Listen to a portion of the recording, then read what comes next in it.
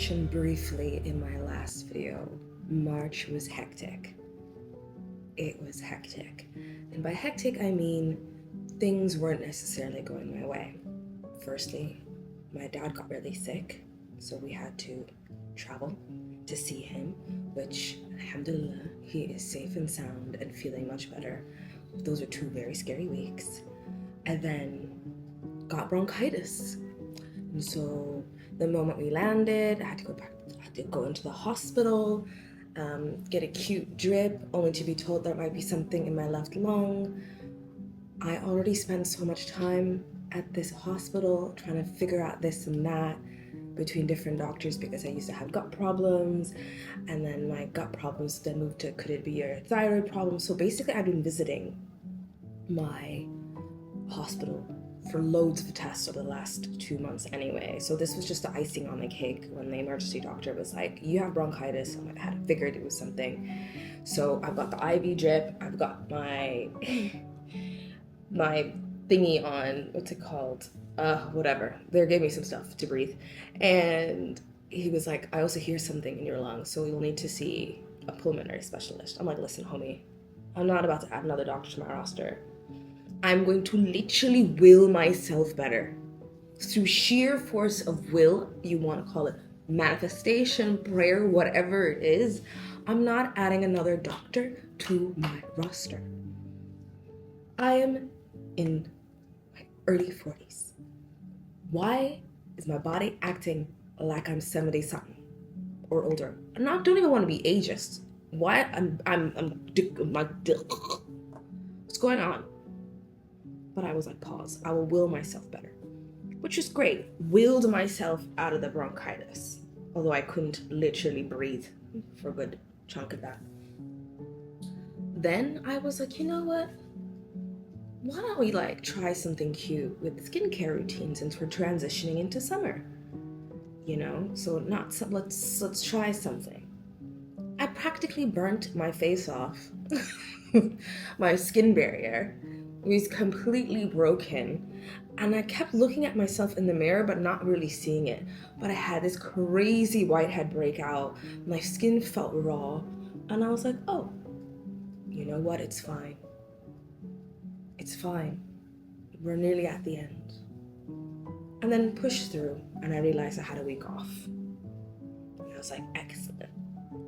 What am I going to do with a week off? I'm going to do absolutely nothing because my therapist thinks that I have burnout.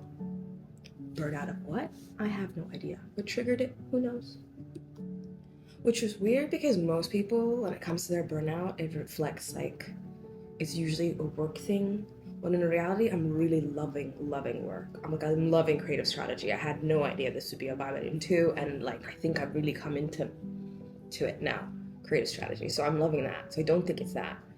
There's definitely misalignment, which the burnout then sort of explains why I feel this need to come out of my shell, which is what's been torturing me for the last 3-4 months. So okay, we're getting there. So what are we gonna do to solve this burnout? She says do small things, to get better. She's like, you're disciplined, don't worry about it so much, do small things. Every time you do your skincare routine, and now that I can, say good for you. Every time I do a little bit of a chore, she said try small things. So what do I go ahead and do since I have a week off? And I was like, I can do anything with my time, and no one's here, so I have my house to myself. I buy a pile of books. So many books. There's actually another 6 over there, but I'm a bit ashamed. But I bought books, and I figured why not read books about unhinged people, because that's fun. But before I get into the unhinged books on my TBR list, I got really excited about this one. The Art of Gathering by Priya Parker, How We Meet and Why It Matters.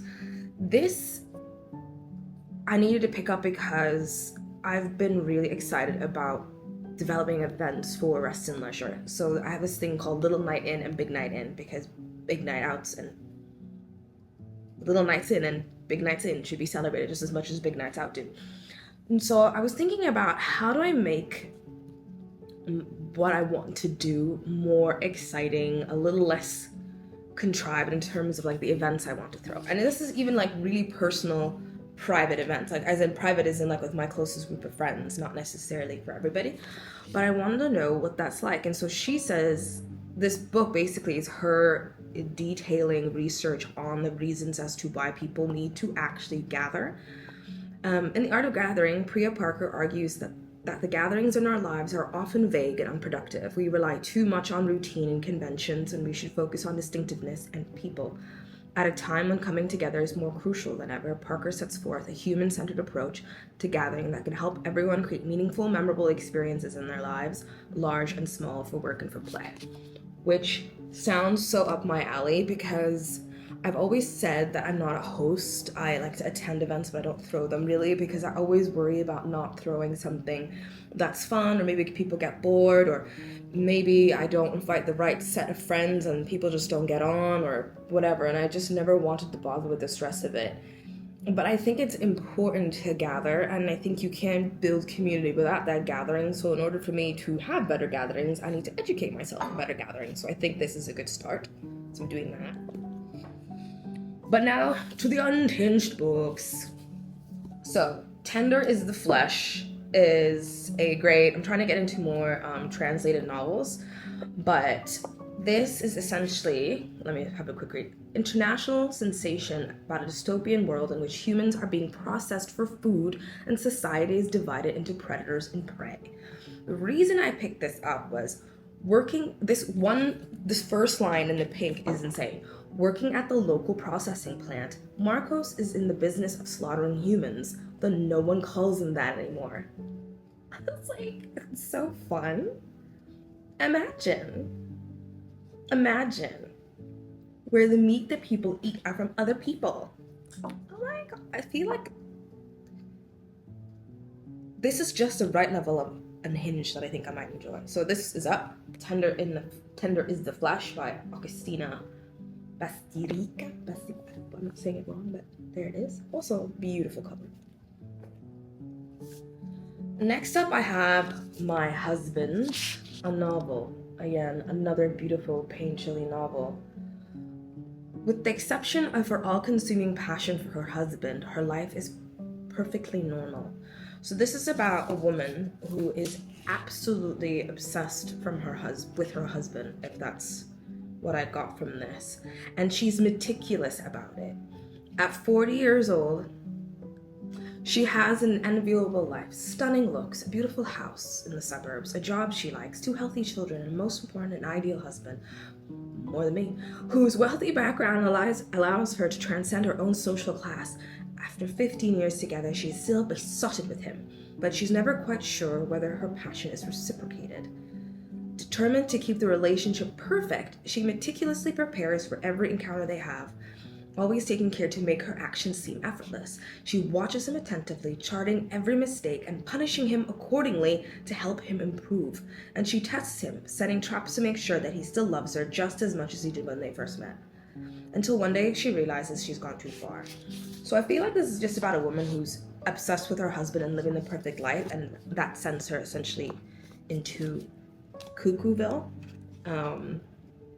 So I'm excited about that, especially I think I haven't watched the season's White Lotus, but I feel like this obsession with this perfect life and how everything, even on TikTok, and yes, I spent several hours on TikTok today, and I'm not proud, but whatever, what can you do?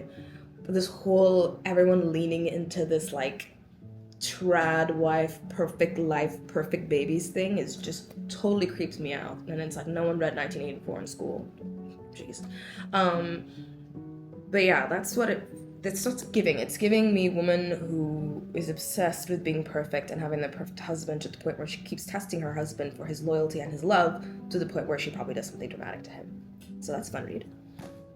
Next up, we have Clean, a masterclass in suspense. Love that. Another Alia Trabuco Zeran book. And this begins with an inescapable fact. A girl has died. Estella, a nanny to a wealthy family, speaks to us from behind the door of a locked room.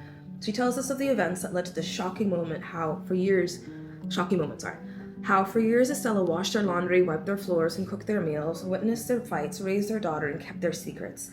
We see how her apparently simple life began to sour, but would that be enough to drive her to do the unthinkable?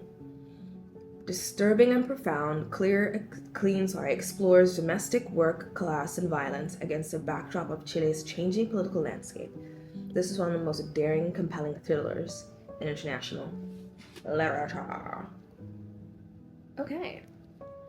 We have changing political landscape. We've got work, we've got class, we've got violence, we've got death. Apparently it's addictive. Portrait of the rot of the good family. Again, I'm just smashing it with these choices, I think. I think it'll be good to have an unhinged lady season, unhinged character season. Maybe it'll break me out of my little... And then finally, because I was terrified that this was going to be taken off the shelves on Amazon and not be even distributed out here, I got Careless People, a store where I used to work, by Sarah Wynne Williams. She was a VP at Facebook, and everyone at Meta is doing their best to block this book to the point where she isn't allowed to do marketing about it. The book wasn't even allowed to have a cover, guys. It was like, you couldn't see it. But I'm super stoked about, did I just say super stoked? Anyway, I'm super excited about this book. From wild schemes cooked up on private jets to risking prison abroad, Careless People exposes both personal and political fallout when boundless power and rotten culture take hold. In a gripping and often absurd narrative, Wynne Williams rubs shoulders with world leaders and tech titans, revealing what really goes on among the global elite and the consequences this has on all of us. For a memoir, I think this is going to be chock full of insanity, because you can only imagine when you have someone like Zuck and... I mean, from what we're seeing now even, how insane it would have been to work at a place like Meta, especially when you're in VP and higher. So I'm really excited to I'm really excited to read how nutty her office place was. And that's it. For April, I feel like this is a good amount that I can get through. And yeah, that's it. What are you guys reading, if you're reading anything? Oh, and there's one more thing. I ordered, because of my skin barrier break, I also threw out everything that I had in my skincare thing, my shelf. I was like, none of you guys work anymore, you're probably expired, I have to clean it out. So I shopped from Edom, which, by the way, I have their packaging back here. I'm not gonna go to the bathroom and grab their stuff because that would be ridiculous, but I have their packaging back. Like, how pretty is the packaging? Like, hello? Why are you so pretty? These colors. Did I buy it for the packaging? Kinda, maybe, but also it's meant to be skincare for POC women, and I wanted to give it a try, and especially with these tariffs coming through, anything being made in America is going to kick our butts. So, and get more expensive, so I decided to pick up a few items from there. But I'm already obsessed, and I get the hype. Oh my god, I'm gonna be this girl. I already get the hype with the lip gloss. The Le Choo Choo Lip Softening Balm. This is the one, you guys. This is the one. I'm telling you, I'm addicted. Alright, that is all.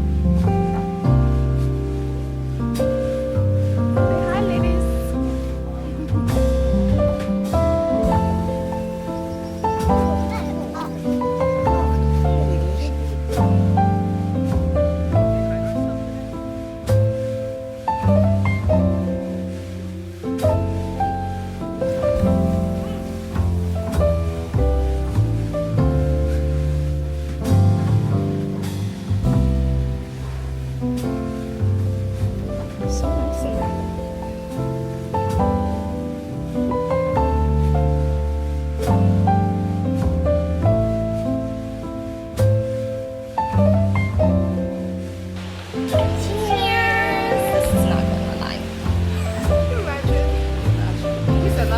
Reputation stuff hold.